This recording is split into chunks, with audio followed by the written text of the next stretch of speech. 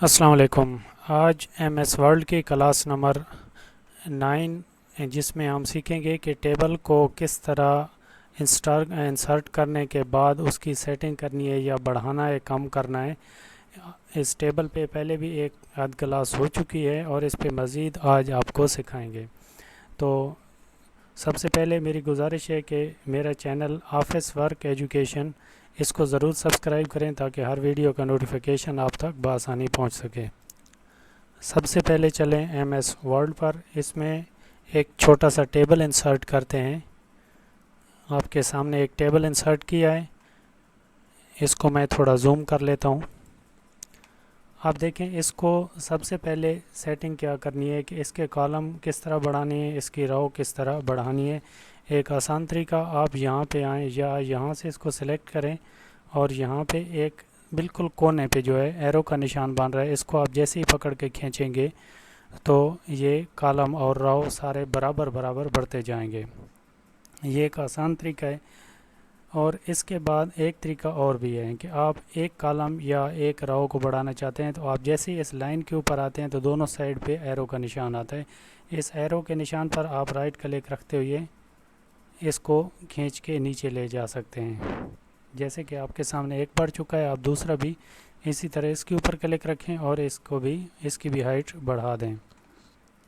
अगर इस तरह आप इनको साइड वाली लाइनों को चेंज करना चाहते हैं तो इस पर भी आप क्लिक रखते हुए माउस की इसको भी साइड पर लेके जाएं और इसको भी आप इस तरह साइड पर लेके जा सकते हैं। एक आसान तरीका है। इसको मैं कंट्रोल Z के ज़रिए वापस करता हूँ और इसको आप छोटा भी इसी तरीके से आप कर सकते हैं कि यहाँ किनारे से आप रखें तो एरो का निशान डबल एरो का बनेगा। आप इसको यहाँ से क्लोज़ भी कर सकते हैं। सबसे पहले यहाँ पे सारे को सिलेक्ट करें, यहाँ पे एरो का निशान बनाएं और इसको क्लोज़ करें। आप देख सकते हैं कि एक छोटा हो चुका है। आप इसका डिज़ाइन के बारे में पहले सीख चुके हैं, मैंने डिज़ाइन के बारे में बताया था। आज मैं इसको छोटा और बड़ा करने की आपको बता रहा हूँ। इसके बाद आप लेआउट पे आएँ। इसी टेबल में रहते हुए लेआउट पे भी यहाँ पे आप इसकी हाइट बढ़ा सकते हैं और कम कर सकते हैं। जैसे कि आप देख सकते हैं एक कॉलम पे रहते हुए इसकी हाइट बढ़ाई है। अगर पूरे को सिलेक्ट करेंगे तो पूरे की एक साथ हाइट बढ़ती जाएगी और कम होती जाएगी।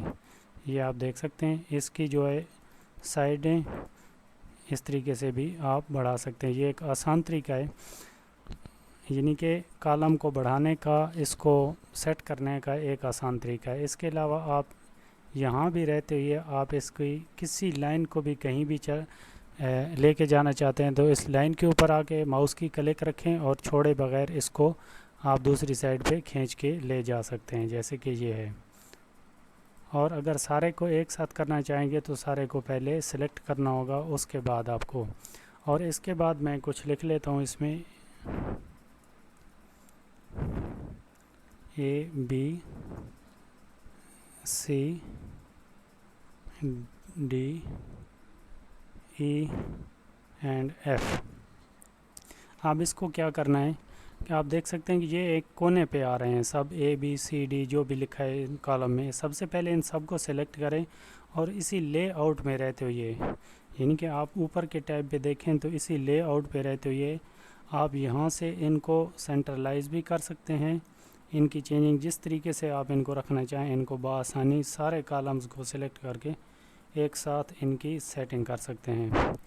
यानी कि एक आसान तरीका है जो मैं आपको बता रहा हूँ। आप यहाँ से इनको सेंटर में रखें। आपके पास 1000 कॉलम है, 2000 है, इस यहाँ से जहाँ आपको एक 4 एरो का निशान, जैसे यहाँ मेरे माउस की क्लिक रखिए, यहाँ पे ये सारे का सारा सिलेक्ट हो जाता है।